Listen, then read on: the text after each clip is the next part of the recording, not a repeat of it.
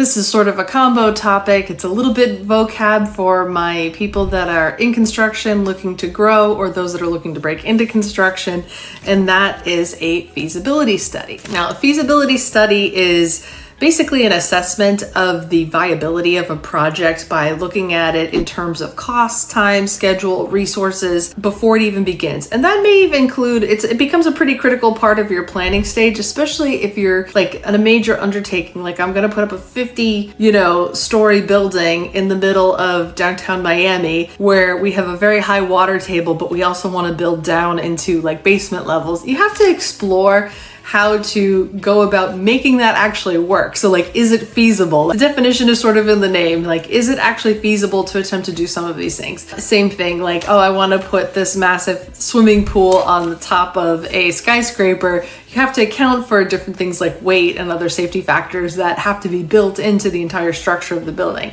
So a lot of that gets figured out on the front end because it helps you reduce costs on the back end, especially if you decide to add stuff later. So I highly recommend, if possible, always have a feasibility study. It also, another type that I have seen is sort of like a financial feasibility, like, or a pro forma, where you're kind of looking at what costs go into it and like what money you can make on the back end of the project. And that usually applies more to like real estate developers and things like that. Like, what do they project that they can sell things for, such as like home builders, or if it's like an apartment complex, like what kind of rentals will they have? What will the cap rates look like? Like, what are the market trends? What is it projected to be when they're done? Things like that. So you can learn a lot from doing a feasibility study, and it can serve you well before you even break ground.